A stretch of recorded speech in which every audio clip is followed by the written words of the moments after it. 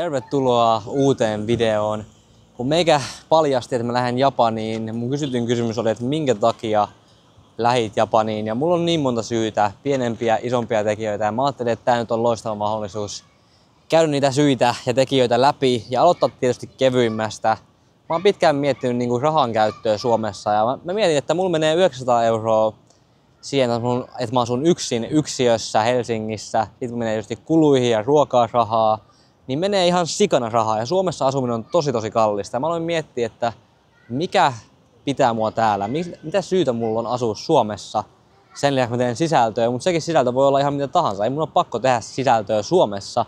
Niin mä päätin, että okei, miksi maksan näin paljon jutuista ja asumisesta ja elämisestä Suomessa, kun voin käytännössä muuttaa Japaniin tai melkeinpä mihin tahansa muualle ja elää paljon halvemmalla. Ja mä päätin, että nyt on niinku pakko ottaa se riski ja lähteä niinku vetää. Mä oon maksanut täällä vähemmän vuokraa, mä oon nyt tasan kuukauden. Mulla on mennyt vähemmän rahaa asumiseen, vähemmän rahaa melkein ruokaan. Mä oon kyllä syönyt aika paljon ulkona. Mutta niinku se, että mulla on mennyt suunnilleen saman verran rahaa, mitä mulla on mennyt kuukaudessa Helsingissä, niin se jo puhuu puolesta. Ja se oli tavallaan se oli yksi iso syy, miksi mä lähdin vetää Suomesta. Ja on niinku tuntunut taloudellisesti paljon kevyemmältä olla täällä. Ja tavallaan sekin on tosi fucked up, että Suomessa tuntuu, että jokainen asia tällä hetkellä on nousussa. Ruoan hinta, kaikki kulut on nousussa, mutta ainoa asia, mikä ei ole nousussa, on ihmisten palkat. Ja totta kai mä en itse käy samalla tavalla töissä, niin mä en myöskään tiedä sitä tarkkaan, mutta siltä se ainakin tuntuu ja kuulostaa mun silmiin. Mutta se oli yksi syy, semmonen pienempi tekijä, minkä takia mä lähdin Suomesta. Toinen pienempi tekijä on tuntunut, että deittailu ei tavallaan suju kauhean hyvin. Et totta kai on helppo saada semmosia lyhyempiä juttuja, semmosia ei niin vakavia, mutta mä oon niin pitkään etsinyt semmoista vakavaa, mä etin semmoista elämänkumppania. Ja tuntuu, että tässä iässä aika monella kaverilla, ystävällä, läheisellä on semmoinen elämänkumppani. Ja itse ehdottomasti etsii elämänkumppania, pitkäaikaista kumppania, jonka kanssa seurustella, suunnitella elämää, tehdä noita asioita. Ja tuntuu, että mä en tapaa semmoista ihmistä, semmoista naista, ketkä tavallaan täyttää ne mun vaatimukset, kriteerit. Ja mulla ei nyt ole kauhean korkeat standardit loppujen lopuksi. Mulla on tietysti jonkunlaiset, mutta pitääkin olla. Mutta just se, että ei tapaa semmosia naisia, kenen kanssa näkisi semmoisen yhteisen tulevaisuuden. Sitten taas tuntuu, että monet kaverit ja ystävät ympärillä tuntuu, että ne on niin kuin jo seurustellut pitkään semmoisten kanssa tai on tavannut semmoisen ihmisen jo. Ja itse ei ole kertaakaan elämässä tavannut semmoista ihmistä, kenen kanssa mä olisin suunnitellut ja kokenut, että mä elän koko loppuelämän sen kanssa yhdessä. Ja se on niin kuin aika fucked fiilis. Ja tuntuu, että deittailu ei vaan sujunut niin hyvin, ei sille voi mitään. Niin se on semmoinen ehkä pieni tekijä. Ei niin kuin käy deittailemaan kanssa, käy treffeillä useamman kerran, menee ihan hyvin. Että yhtäkkiä selvii jotain niinku joku iso red flag, vai joku, että sun body count on 50. Niinku miten sä oot 20-vuotias ja sun body count on 50. Niinku se arvomaailma on niin outoa nykyään, että toi niinku hookup culture on niin normalisoituu, että sun body count on tommosia lukuja näin nuorena. Että you do you, mut mun arvomaailma on niin erilainen tosta, että mä en niinku halua tommoista seurustelukumppania. Ja sekin on niinku ollut tosi outoa, että kuinka yleistä toi on Suomessa. Ja sit taas Japanissa se deittailukulttuuri on olla tasolla ihan erilainen. Ja täällä vaikka esimerkiksi deittailuäpit ei toimi ollenkaan. Niin sun on pakko lähestyä kadulla, jos haluat jutella naisille. Deittailuäpit on niin huono paikka täällä. Mutta ylipäätään niin deittailu ei tunnu ehkä sujuvan ihan täysin mieluisesti Suomessa. Niin oli myös semmoinen pieni tekijä, mikä sai mut lähtemään Suomesta. Sitten vähän isompiin tekijöihin, ja nääkin liittyy yhä ihmisiin, että tuntuu, ei vaan niin deittailessa, vaan ylipäätään ihmisten suhteen. Että ei niin tapaa tavallaan oman mielistä, oman ajattelutavan jakavia ihmisiä, semmosia mielenkiintoisia, hauskoja omasta mielestä. Voi kans olla, tätä mä oon miettinyt tosi paljon kanssa, että joko mussa on isosti vikaa, tai sitten kaikissa suomalaisissa mun ympärillä on vikaa. Ja mä päättelin, että okei, ainoa tapa selvittää, kumpi se on lähteä pois Suomesta, koska mä ikinä saa tietää, että enkö mä tykkää vaan suomalaisista, vai enkä mä vaan tykkää itsestäni tai jotain vastaavaa. Jos mä en lähde Suomesta, niin ainoa tapa ottaa selvää oli lähteä Suomesta. Mä olisin voinut jäädä Eurooppaan, mä olisin voinut jäädä jonnekin lähemmäs. Mä halusin myös kokea erilaista kulttuuria, ihan erilaisia ihmisiä kuin Euroopassa. Aasia on niin erilainen kuin Eurooppa, niin mä päätin, että pitää lähteä vähän kauemmas, että pääsee kokemaan ihan erilaista kulttuuria, ihan erilaisia ihmisiä. Ja mä oon tähän mennessä kokenut ihan erilaista kulttuuria, ihan erilaisia ihmisiä. Niin kuin, mä oon käynyt vaikka kummonessa paikassa, jutellut kummonelle ihmisille.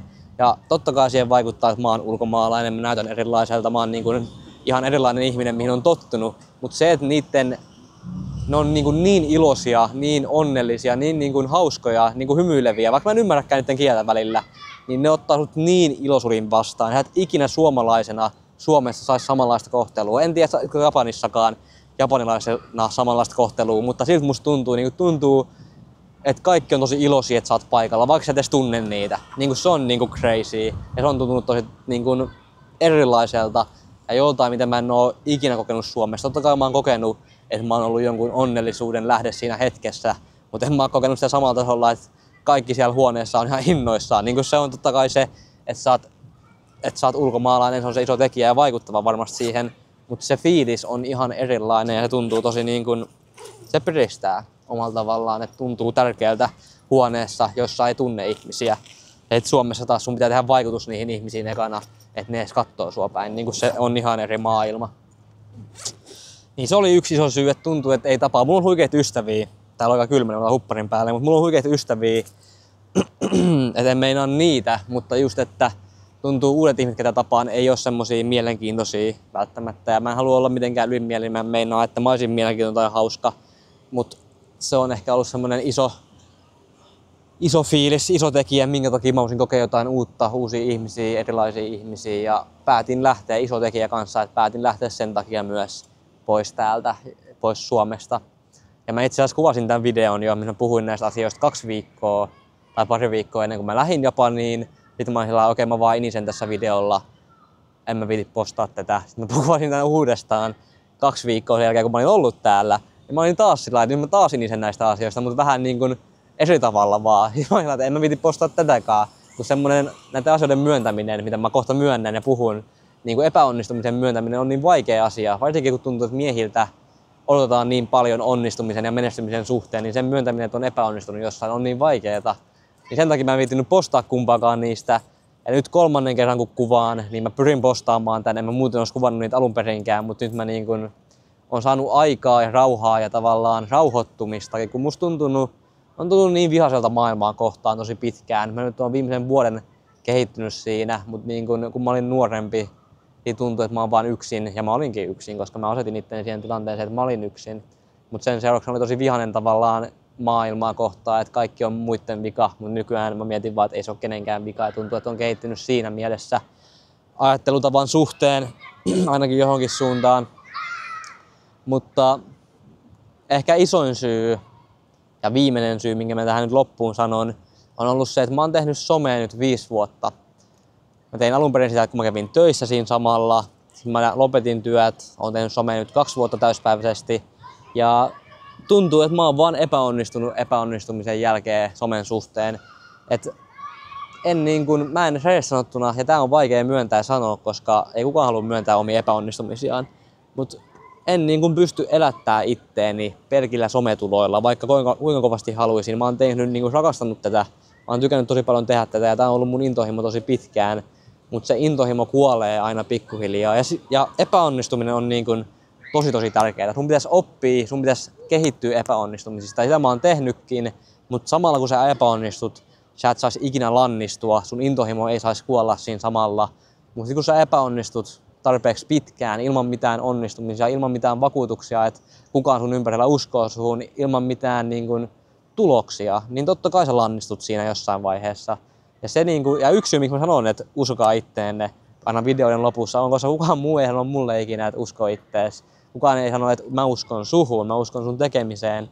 Ja se on tosi inhottavaa, että tuntuu, että kukaan sun ympärillä tai yrityksetkään ei usko sun tekemiseen, koska jos ihmiset sun ympärillä uskois sun tekemiseen, saisit niiltä mahdollisuuksia, ja jos yritykset uskois sun tekemiseen, saisit niiltä mahdollisuuksia. Ja tällä hetkellä ainoa, missä mä saan mahdollisuuksia, on mun omat teot ja omat järjestämät mahdollisuudet ja niiden tekojen seurauksista tulevat mahdollisuudet. Vaikka joku, jos sä mietit menneisyyttä ja haluat elää menneisyyttä, mutta jos miettii mahdollisuuksia, mitä mä oon saanut, niin vaikka joku PT Vatasen kanssa treenaaminen, sikahuikea mahdollisuus, ei ole kauhean moni käynyt sen kanssa treenivideo kuvaamassa, niin sekin oli semmoinen, minkä mä itse järjestin kuvaamalla toisen videon ja sen seurauksena pääsin treenaamaan.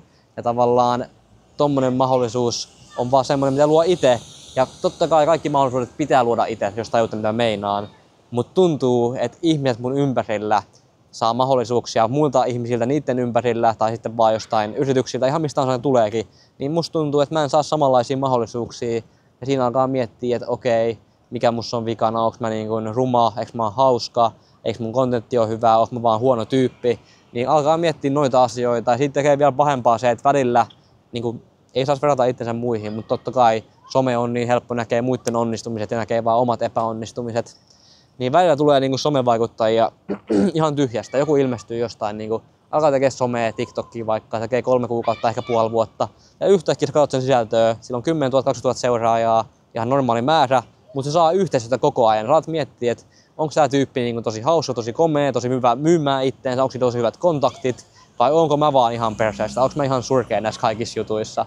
Ja sit sä oot sillä okei, tää tyyppi lypsää, niin kuin lypsämällä lypsää yhteisöä, tää niin kuin tekee oikeasti bänkkiä tästä. Ja mä oon sillä okei, mä oon tehnyt saman verran rahaa somesta, tai puhutaan yhteistöillä, mitä tää tyyppi teki just kuukaudessa. Ja sit sä seisot siinä sillä okei, mietitääs, mä oon epäonnistunut yhä uudestaan ja uudestaan. Sitten tää tyyppi, ketä mä en tiedä, ei siinä ole mitään uutta, mä en tiedä sitä, mutta se ihan randomi, joka on aloittanut nollasta, ainakin se vaikuttaa on aloittanut nollasta, voi olla, että se on saanut sen jotenkin myymällä hyvin tai sillä on yhteyksiä, ei voi ikinä tietää, mutta se vaikuttaa, se on aloittanut nollasta, niin se tekee sitä samaa paljon paremmin kuin minä. Ja siinä vaiheessa saat sillä okei, pitäisikö mun vaan niinku lopettaa tää, koska mä oon ihan surkea ja mä en oo onnistunut niinku pitkään aikaan niinku yhtään missään. Ja just se jatkuva epäonnistuminen fiilis liittyy siihen, miksi mä voisin lähteä pois Suomesta, koska se, että sä näet rahan hupenevan sun tililtä, koska sä et tienaa yhtään mitään siitä, mitä sä teet, on niin kuin mitä tahansa syövä tilanne. Ja mulla on niin paljon, niin kuin ainoa syy, mä oon pystynyt tekemään tätä juttua on, koska mä tein töitä taukoamatta 2,5 vuotta ja tein somea siinä samalla. Ja sain semmoisen pääoman, minkä avulla mä oon pystynyt elättämään itteen tässä samalla. Mutta se niin kuin mietit vaikka menoja jonkun videon suhteen, niin kuvitellaan, että teen YouTube-videon, mennään Tampereelle, siihen menee 150 €, 200 € kuvitellaan, että sä maksat junaliput sulle ja sun kuvaajalle, salikäynnit molemmille, ruuat molemmille, sitten vielä kuvaajan palkan, 10 tuntia meni kuvaamiseen ja työmatkaan, 10 tuntia editointiin, yhtäkkiä olet käyttänyt 20 tuntia videon tekemiseen, sun meni 200 € sen tekemiseen ja saa siitä YouTubesta 150 €, saat sillä okei, 50 € tappioon. Ei tää haittaa, kun se on vaan 50 €. Mutta sitten kun se tapahtuu uudestaan, niin yhtäkkiä olet käyttänyt 2 tonnia videon tekemiseen, jokaisessa on ollut tappio ja olet sillai, jos tää jatkuu, niin tätä rataa mun tilillä on tasan 0 € ja mä oon kokattu, koska mä en voi elättää itteeni, mä en voi maksaa mun vuokraa jossain vaiheessa. Niin jos se jatkuu, niin lopulta käy sillä että mä oon niinku tyhjän päällä. Ja sit mä mietin sillä että mitä jos käy sillä että mä oikeesti menetän kaiken mun omaisuuden lopulta, että mun loppuu vaan rahat kesken, mitä mä sitten, niin mä mietin, että taloudellisesti mulla ei ole minkäänlaista tukiverkkoa. Mun äiti on yksinhuoltaja äiti, joka voi just käydä töissä. Mulla on 2 pikkuveljeä, mä oon vanhin 3. Mä oon tavannut mun isän viimeksi, kun mä oon ollut 12-vuotias. Mun isovanhemmat on tosi tukevia, mutta et sä nyt voi tukeutua sun isovanhempien eläkkeeseen. Ylipäätään aikuisena, että sä voit tukeutua johonkin sun vanhempiin tavallaan. Totta kai se on tärkeää, että ne tukee sua, mutta et sä voi niin kuin oikeasti tukeutua niihin samalla tavalla, mitä sä kuvittelet. Tai et ainakaan halua tukeutua niihin. Mutta se, että mulla ei ole sitä mahdollisuutta, koska ei niin kuin ole realistinen tilanne tukeutua johonkin henkilöön, joka ei pysty tukemaan sua. Niin se on niin kuin semmoinen, että jos mä epäonnistun, niin se on, että sä aloitat ihan nollasta ja alat käymään jossain mäkkärissä tai jossain päiväduunissa. Ja sit samalla semmoinen, tätä mä en ole miettinyt vielä niin paljon, mutta mitä vähemmän rahaa mun tilillä on, sitä enemmän mua alkaa huolettaa. Mutta semmoinen fiilis, että samalla kun mä oon tehnyt somea viimeiset 5 vuotta, niin kaikki mun kaverit on opiskellut itsensä ammattiin, niin niillä on toivottavasti niillä on ammatti tulossa. Niin meikän ammatti on, että mä teen somevideoita, mä käytän 30 päivää, että mä kuvaan haasteen, missä mä herään vaikka 5 ja mä tienaan siitä 20 € ja mä oon sillain, miten mä maksan ensi kuun vuokran, miten mä syön ensi viikolla, kun mun ystävyys riittää niin kuin varaa maksaa. Mä oon sillain, että okei, tää nyt ei niin kuin onnistu, mun on pakko kokeilla jotain uutta. Että jos mä jatkan kotona olemista ja videoiden kuvaamista samaan tahtiin, mitä mä olin tehnyt tossa välissä, niin ei se tule onnistua, mä tuun menestyä sillä tavalla. Niin mä päätin, että sen sijaan, että mä istun kotona mun perseellä, niin en tee yhtään mitään. Niin mä käytän mun viimeiset rahat sentään johonkin, niin kuin, mistä mä koen, että mä voin elää edes hetken mun elämästä ja nauttia siitä, mitä mulla on edes hetken tässä elämässä. Ja se, että tuntuu itseänsä tosi epäonnistuneeksi niin kaiken suhteen tosi pitkään. Niin kuin nyt ehkä pahimmillaan vuoden ajan on tuntunut, että on tosi epäonnistunut siinä, mitä tekee, koska kaikki muut tuntuu onnistuvan siinä, mitä tekee. Niin se on tosi paha fiilis. Ja totta kai et ikinä näe, mitä muilla menee. Ei kukaan voi tietää, että meneekö mullakaan huonosti ennen kuin mä myönnän sen. Ja sen takia sen asian myöntäminen on tosi vaikeeta. Ja sit siihen päälle vielä, että ne paineet menestyy miehenä tuntuu olevan ihan sikakovat. Ja sit siihen päälle vielä, että sä myönnät, kun sä epäonnistut. Niin kun joku näkee, vaikka yritys näkee, että sä epäonnistut, niin miksi tavallaan yritys näkee tämän videon, niin miksi ne haluaisi tehdä sunkaan yhteistyötä, kun nyt ne tietää, että kukaan muukaan yritys ei halua tehdä sunkaan yhteistyötä. Totta kai mulla on ollut muutamia yhteistyötä, mutta tajutte mitä mä meinaan. Ja just noin kaikki asiat yhdistettynä, niin kuin rahan käyttö, deittailu, ihmiset, some, niin kaikki noin tuntuu epäonnistuvan tällä hetkellä Suomessa, niin ne ongelmat yhdistettynä mä päättelin, että ainoa looginen vaihtoehto on vaihtaa maisemaa, kokeilla jotain ihan uutta, antaa itselleni oikeasti mahdollisuus elää ja olla vaan ja nauttia siitä elämästä ja siitä rahasta, mitä mä oon tehnyt, koska viimeiset vuodet mä en ole nauttinut yhtään mistään, mä oon vaan niinku, mä en tiedä mitä mä oon tehnyt, rehellisesti sanottuna mä en tiedä mitä mä oon tehnyt. Nyt musta tuntuu kerrankin, mä oon vapaa ja musta tuntuu niin oikealta olla täällä ja niin kuin, vaikka asiat niinku, sä et ikinä tuu tietää, tuleeko asiat onnistumaan, vaikka kuinka kovasti käyttäisit tunteja siihen. Mutta sanonta menee, että suurin osa ihmisistä lopettaa just ennen voittoa ja sen takia mä en ole ikinä lopettanut, enkä tule ikinä lopettamaan. Mut se sit riippuu siitä, että miten mä tuun voittamaan, tai siis miten mä tuun jatkamaan.